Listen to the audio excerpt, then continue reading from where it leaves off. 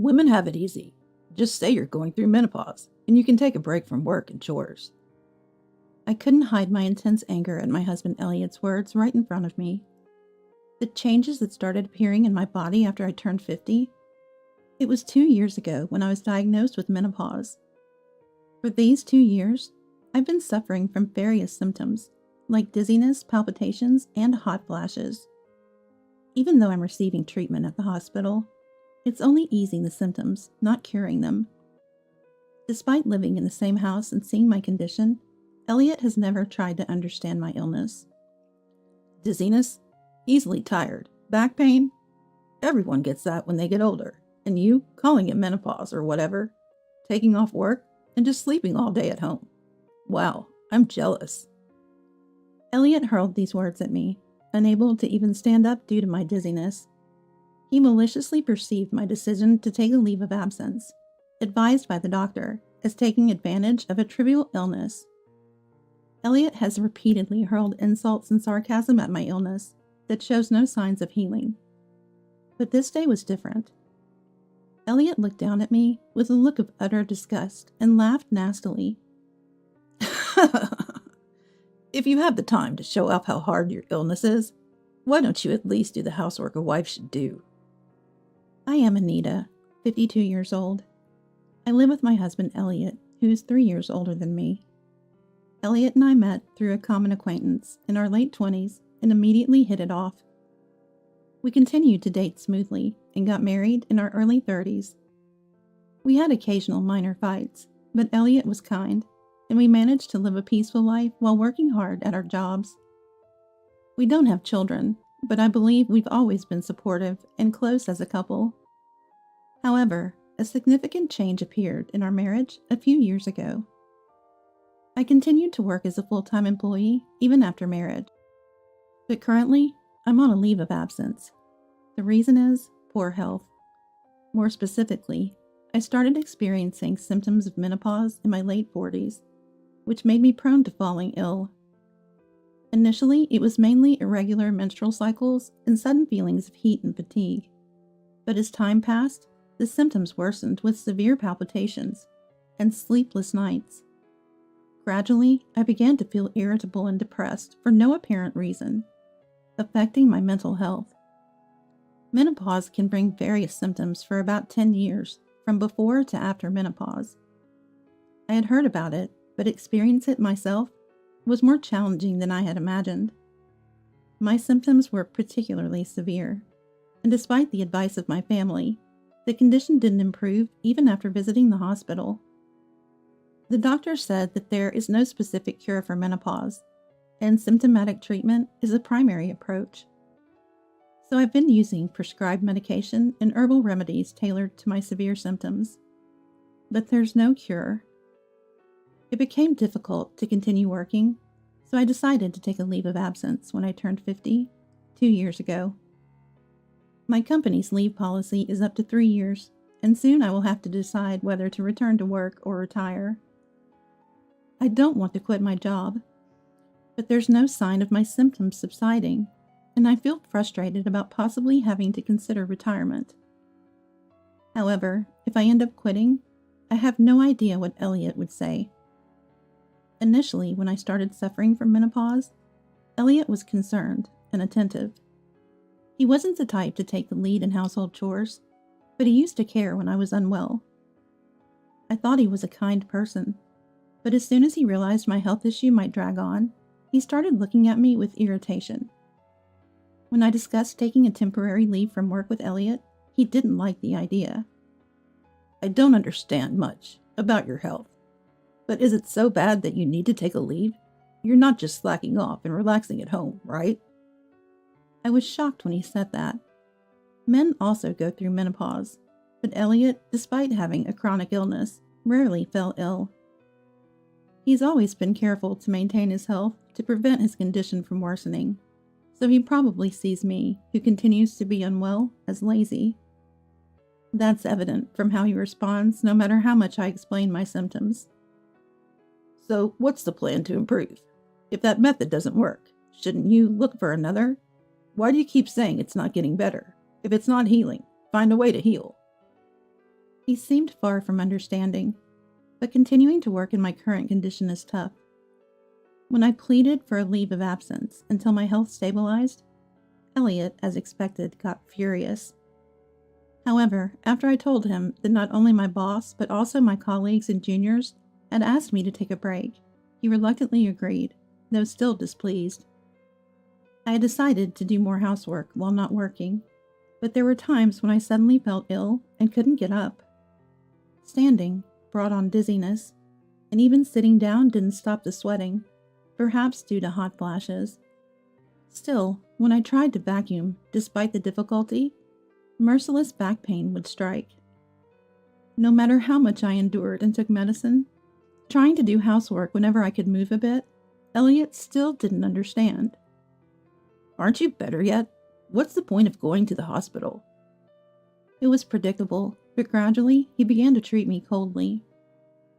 Stop being so dependent. If you're at home all day because of your leave, why don't you finish all the housework during the day? It's not like you're unwell from morning till night. Coming home to no greeting, dinner just cut up and heated up.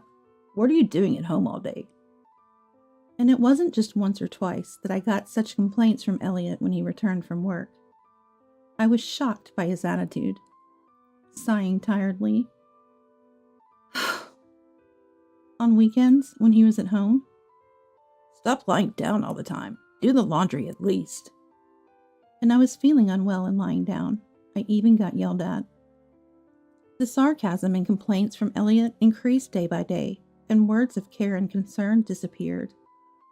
While his terrible attitude hurt me, I also increasingly worried whether my symptoms would ever heal, if a time would come when I really got better. However, fortunately, my mother-in-law Cassie and sister-in-law Natalie, who lived in the same town, understood my condition and sometimes gave me advice, which was very helpful. Cassie is over 80, but still robust and lively, speaking clearly and energetically. Her husband has passed away, and she lives with Natalie and her husband. Cassie and Natalie were the ones who advised me to go to the hospital and were the first to suggest taking a leave if it got too bad. I'm truly grateful to them, as both my parents have passed away, and they're the ones who care about my menopausal symptoms. One day, we're going to have a dinner party at our house next weekend for Mom's birthday, Elliot said. In Elliot's family, it's tradition once childhood to have a big dinner party for family birthdays. Since marrying Elliot, I've participated every year. Depending on the year, we either went out for dinner or had a party at the in-laws' house. But this year, Cassie's birthday celebration was to be held at our place. Of course, that meant I was in charge of the meal. On the day, Cassie and Natalie were supposed to come in the evening, and Natalie's husband couldn't make it due to work. Make sure you're in good shape on the day, Elliot said, glaring at me sharply. I won't tolerate it if it's like last year. I understand. I could only nod in front of Elliot's aggressive attitude. Last year, on Cassie's birthday, I felt ill and missed the party at the in-laws' house. Elliot seemed to think he was made a fool of and berated me harshly when he returned home. I remember crying from the pain of that time. So this time, I want to be in good condition on the day of the dinner, as Elliot said. However, if it were a condition that could be controlled just by wanting it, I wouldn't have been suffering for years. Hoping for a day when I felt a little better, I started preparing little by little. Cassie would be turning 85 at her next birthday. Wanting to show my gratitude for all she has done, I vowed to pour my soul into preparing dinner for everyone. With the in-laws coming over, there was a lot to do besides preparing the meal. Elliot has a bit of a show-off side, so he wouldn't be satisfied unless the entire house was clean from corner to corner. I cleaned the house meticulously over several days, consulting my physical condition. Elliot didn't help with the housework at all, just relaxing in the living room, but I was used to it. It seems that younger people nowadays do housework, but in Elliot's generation, housework is a wife's job. especially since Elliot, who thinks I'm just lazing around at home all day, wouldn't help. Then, after finishing the shopping for the dinner party the day before, I went to bed early. I closed my eyes, praying it was just a mild symptom.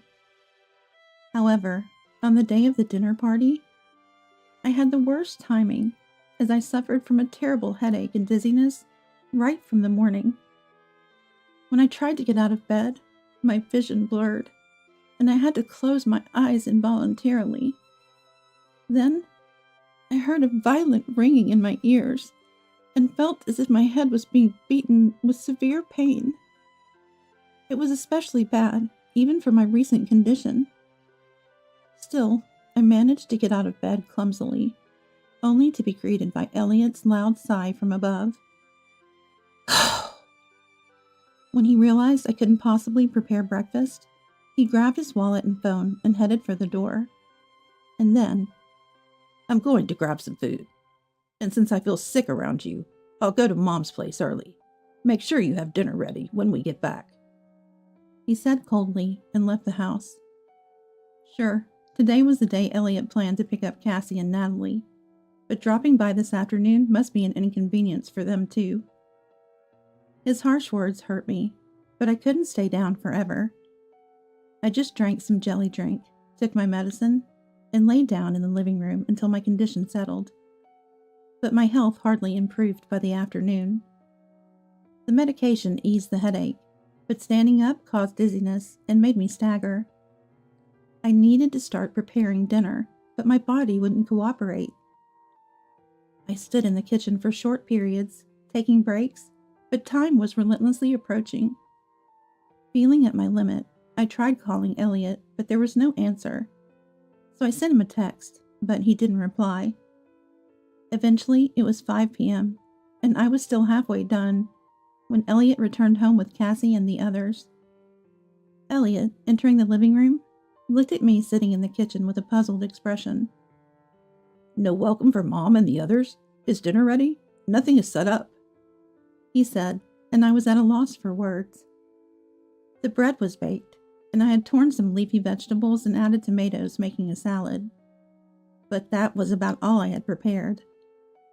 The thought of being scolded again made my heart race and breathing difficult, but I decided to apologize and tell the truth. Elliot, I'm sorry. This is all I could do. I'm sorry, but could you please order something nice for the main course? I'm really sorry, I said. And Elliot's face turned red as he changed his attitude dramatically. Are you kidding me with this sickness act now? We were looking forward to this dinner. Mom was so excited. And here you are, making me look bad again, just like last year. Elliot shouted angrily at me. It's not that. I'm not trying to. Isn't it obvious? You can't even manage your own health at your age. It's pathetic. You make everyone else suffer because of your own problems. Elliot continued to berate me without listening. Then why didn't you answer the phone? I sent you a text to eat out. I even sent another text 3 minutes ago for delivery. Why do you insist on eating at home when you don't do anything? My frustration exploded, and I shouted back loudly. Each word I spoke felt like my head was being hit with a metal bat. My vision was so blurred, I could hardly see Elliot's face. I couldn't hear anything over my own voice and heartbeat, and I was sweating profusely from the heat. The symptoms I had been managing with medication all came back stronger, and I regretted not keeping quiet, but I couldn't help but tell Elliot. When my vision finally cleared a bit and I caught Elliot's gaze, he was staring at me in stunned silence with his mouth open. Then, as our eyes met, his face turned bright red, and he pointed at me angrily. What's with that attitude? Pretending to be sick and not doing housework? And getting angry when pointed out? You're the worst. I'm sick of supporting a wife who's a failure at housekeeping. If you can't handle housework, we're getting a divorce. He yelled loud enough to be heard outside. All my desperate pleading had no effect on Elliot. After all these years, he brought up divorce without hesitation, and I felt so miserable I was on the verge of tears. Divorce seemed inevitable. I was about to reply in agreement when I heard light footsteps, but Elliot, in his rage, probably didn't notice. Menopause. What's that about? Getting tired easily? Having shoulder pains? Aren't these things normal for our age? Dizziness and headaches can't be that bad, even with medication. You just want to lie in bed all day, don't you? Elliot spat these words at me before someone tapped him on the shoulder from behind. It was Natalie, my sister-in-law. With an anger I'd never seen before, Natalie raised her right hand the moment Elliot turned around and struck his cheek with a forceful slap.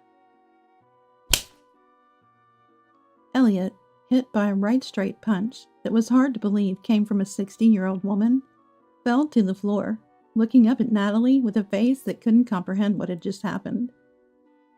Sis, what the heck are you doing? Elliot, rubbing his cheek in confusion, was met with Natalie's sharp gaze. Then she said, And what about you? What's with the attitude? Have you been treating Anita like this for years? Deciding the severity of someone's illness without being a doctor? Verbally abusing your wife? You should be ashamed. Natalie shouted, furious. Elliot, who tries to show a good face in front of the family, doesn't treat me harshly. Even when he was despising me with disdainful eyes as I suffered from dizziness, he became considerate of my health the moment Natalie visited, even making coffee himself. I had consulted Cassie and Natalie about my illness, but never about Elliot's behavior. They are caring people, but if I spoke ill of Elliot, their blood relative, they might harbor ill will towards me. They haven't seen how Elliot treats me harshly, so they might not believe me. Even if they did believe and sympathize, I couldn't speak out thinking of how Elliot might attack me afterwards. But seeing Natalie's actions now, I might have been wrong. What's going on? Today is Mom's birthday party, and I wanted to make it enjoyable. But it's this guy who ruined the dinner party by not preparing anything. Elliot, standing up, pointed at me and continued to blame. Then Cassie, who came to the living room with Natalie, glared at Elliot. Are you saying Anita ruined the dinner party? That's just your opinion, right? From what I heard, Anita was trying her best to prepare despite her pain. She contacted you because it didn't seem like she could make it in time, asking to change the venue or order delivery. I don't appreciate being celebrated by someone who's unwell. I'm not even slightly happy being celebrated by a son who just complains after dumping everything on his sick wife. Cassie said this to Elliot firmly. Then Natalie. Did you come to our house leaving Anita alone while she was feeling ill? Asked. Well, there's nothing I could do. There are many things you could do, like helping with chores or being considerate about her health. I remember telling you this when Anita started feeling unwell. You just found it bothersome, didn't you? Stunned by Natalie's words, Elliot was at a loss for words. After I started feeling unwell, Natalie had told Elliot to be more considerate of me, but as his usual behavior showed, he didn't heed her words. Why are Sis and Mom siding with her? Menopause isn't even a real illness. Getting tired easily, palpitations that happens to everyone as they age. Women just want to be lazy, so they can name it a disorder and pretend to be sick. Elliot continued, trying to justify himself. Natalie sighed and began to explain. Elliot, you might not know, but I too suffered from severe menopause symptoms. It's only recently settled down, but it was so bad I quit my job 10 years ago. Are you really saying a disease that made me quit my job isn't a real illness? Hearing Natalie's words, Elliot stood frozen in shock. When I first started showing symptoms of menopause, I talked to Natalie and learned that she had suffered from menopausal disorders around the same age as me, and eventually had to resign from her job after a temporary leave. She didn't want to quit, but as there was no sign of recovery, she decided to put her health first after consulting with her family. I knew Natalie had quit her job around 50, but I didn't know the reason until she told me herself. Come to think of it, I had met Natalie around that time. We basically communicated via text, as she couldn't meet due to her poor health. It was really tough back then. I thought it would never get better, but Stanley told me to quit my job and take a rest. Stanley is Natalie's husband. He's 5 years younger than Natalie, and his job has irregular hours and night shifts, so he couldn't make it to the dinner. Though we don't meet often, I remember him as a kind man who always cares about my health. Natalie, with such a gentle husband, pleaded desperately with Elliot. Anita is not your servant. Shouldn't you, as a husband, have more compassion? Sorry, sis. I knew you were unwell before, but I didn't know it was for that reason. Elliot replied, sounding like an excuse, but Natalie's expression remained stern. Right now, it's not about me. Shouldn't you be apologizing to Anita, not me? Natalie said firmly, and Elliot reluctantly turned to face me. Elliot loves Natalie, so he usually can't go against what she says. Eventually, he gave up and apologized to me. I'm sorry.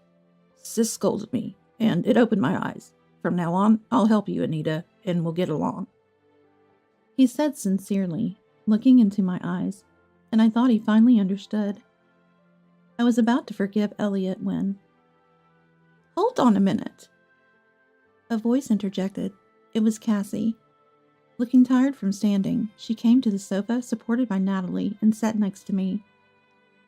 She looked me in the eye and said, Anita, you can't believe Elliot's words. You should divorce him quickly. What? What do you mean? I asked in surprise, and Cassie shared a past experience. Actually, I suffered from similar symptoms around your age. There wasn't a name like menopausal disorder back then, but from what you've told me, I think I probably had it too. I've told you this before, haven't I? I nodded slightly to Cassie's words. When Cassie was around my age, the term menopausal disorder was not widely recognized. There were no medications, and it was hard to get understanding from others. Cassie chuckled sadly and pointed at Elliot. Elliot used to hurl terrible abuses at me when I was suffering. It was around the time before he married you, I think. He was living at his parents' house and would say things like, "Make dinner faster. How long will you lie in bed, mother? Stop pretending to be sick." Such heartless words. Cassie's face looked pained, as if remembering those times. Elliot, is that true? I asked Elliot, wanting to believe him, but he awkwardly turned away. His silence and lack of denial meant that everything Cassie said was true. Cassie looked down sorrowfully and continued. My late husband got so angry at Elliot's behavior back then that he hit him. And when Dad scolded him severely, Elliot said the exact same thing he's saying now. He woke up. Indeed, after that, Elliot stopped saying anything to me, because he quickly married you and left home. But Anita, you've been mistreated by him, haven't you? In other words, Elliot hasn't changed at all since then. He still doesn't try to understand others' illnesses, even after decades. Calmly stating this, Natalie insisted that Elliot's words were just excuses for the moment. What? Wait a minute. I mean, I won't do it again, believe me. Elliot tried to interject, but Natalie grabbed his arm to stop him. I saw it all back then. That's why I hit you, just like Dad did. Remember how you cried and apologized to me after Dad scolded you? You said you wouldn't do it again, that you had woken up and realized your mistake. But now you're doing the same thing to Anita that you did to me before. It's too convenient to say believe me after doing the same thing twice. It's unbelievable. With Natalie's admonishment, Elliot bit his lip in frustration. As Elliot fell silent, Cassie grabbed my shoulders and said, That's why you need to divorce Elliot and escape quickly, otherwise you'll continue to suffer. Now's your chance with me and Natalie here. Alone with you, he'll never admit his faults. You might even get angry for embarrassing him in front of his parents. Her eyes were filled with determination. It was sad to hear such words from a mother. The thought of divorce at this age was daunting, but after hearing Cassie's story, I felt I couldn't continue with Elliot. Despite the harsh treatment I had endured, believing that once my symptoms subsided, we could live happily as before, but I realized it would probably only get worse. Anger surged within me, as I thought about Elliot's past verbal abuse towards Cassie. I stood up, enduring my ongoing dizziness, and looked straight at Elliot to express my intention to divorce. Elliot shaking off Natalie's hand. "What the hell? Are you all treating me as the bad guy?" exclaimed. Everyone in the room looked at Elliot with cold eyes. Being scorned even by his relatives, Elliot turned red with rage. Then he said, "Fine, I get it. If you say so, I'll divorce you." In his anger, he agreed to the divorce. The dinner party was canceled. Cassie and the others went home, and Elliot stayed at a hotel. Our divorce proceeded without any disputes over property division, and was finalized smoothly. Soon after, I separated from Elliot and focused on recovering my health alone. Half a year later, having had no contact since, I received a call from Elliot. I had moved out, rented an apartment, and lived alone, regularly visiting the hospital. I was feeling less stressed and healthier, but Elliot's call gave me a bad feeling. As expected, Elliot's call was utterly selfish. He had a chronic illness that worsened after our divorce and living alone. However, he had always boasted about perfectly managing his health himself. He had even berated me, claiming I was a lazy person who didn't really want to get better because my symptoms weren't improving. Why is that happening? You can manage your own health perfectly, right? I replied, but I knew the reason. Elliot's idea of self-management was shallow, just choosing balanced meals from what I prepared. He never cooked from scratch because I had planned the menus considering his health. Moreover, Elliot, who never did any housework, had a terrible lifestyle in the past 6 months, relying on delivery or ready meals, not vacuuming, leading to a decline in living conditions. Such an unhealthy diet and unsanitary environment would indeed ruin anyone's health. "I can't live like this anymore, so I want you to take care of me. It's been half a year. Your illness must be cured by now, right?" Elliot said without any remorse. Apparently, he first turned to Natalie and Cassie, but Natalie was already busy caring for Cassie and couldn't help. Elliot, desperate, contacted me. Though I wanted to refuse, he was my former husband of many years. I wanted to ignore him, knowing everything. "Then at least look at these albums I found in the storage. If you don't need them, I'll throw them away." But Elliot said. Believing they were old photos, I hesitated.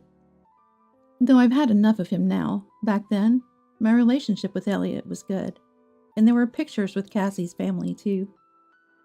Deciding to go and select my own photos, I visited our former home for the first time in half a year. The house we'd lived in until 6 months ago seemed dirtier than before, perhaps due to lack of cleaning. Leftover takeout containers cluttered the table, making me grimace involuntarily. "You know, without you here, I don't have time to clean. It's hard to move when I feel bad." Elliot made excuses without any provocation. While he claimed to feel unwell, he seemed quite energetic at a glance. Moreover, despite wanting care, what Elliot really seemed to need was someone to clean, do laundry, and prepare meals. It just seemed like he wanted a housekeeper. After a moment of thought, "You don't look injured and seem quite healthy. Why don't you stop being lazy and take care of yourself?" I said. Elliot narrowed his eyes sullenly and retorted, "You know my illness affects my internal organs and nerves, right? Don't judge by appearances.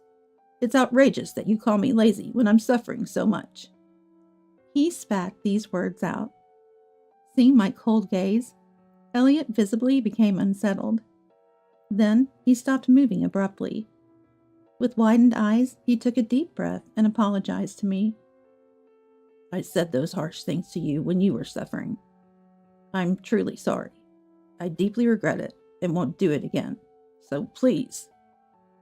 I anticipated his next words and firmly interrupted. "Sorry, but I can't take care of you. I'm still not over my menopausal disorder, and I can't trust your remorse." A desperate Elliot apologized profusely. "Please, I could end up in the hospital any time because my condition might worsen. I continue with medication, but proper diet management is essential. And I'm in trouble without you. Please, I'm begging you. His apology seemed heartfelt. However, I knew from Cassie that this could just be a performance. She said that's what he does when he wants to make you seem heartless for not forgiving him after a deep apology. Remembering Cassie's words, I gently declined. I was overwhelmed with my own issues and not in a state to care for someone else. Living with Elliot again and taking care of him would only worsen my menopausal symptoms due to stress. I had just started to stabilize and didn't want to return to square one. I can't. If you really need care, use home care services or a helper. That's beyond me. I explained these options to Elliot, who was still pleading, and made it clear that I couldn't care for him and had no intention of living together again. Then I returned to my own life. Since then, my symptoms have settled, and I've returned to work after a hiatus. Though I considered retiring at one point, I needed to support myself living alone. I always found fulfillment in my job, and despite a 2-year and a few months gap, returning to work felt good. I have no intention of reconciling with Elliot or considering remarriage at this time. However, I still keep in touch with Elliot's family and occasionally meet them for meals. The regular family dinners, a long-standing tradition of Elliot's family, were discontinued after this incident. I also heard that Elliot, for some reason, quit his job. He claimed it was to focus on treatment, but his hospital visits haven't increased, nor has his diet improved. He seemed to be living on his early retirement funds for now, yet he appears to be living in fear of an uncertain future due to his illness. I'm determined to take care of my health and live a fulfilling life for the remainder of my days.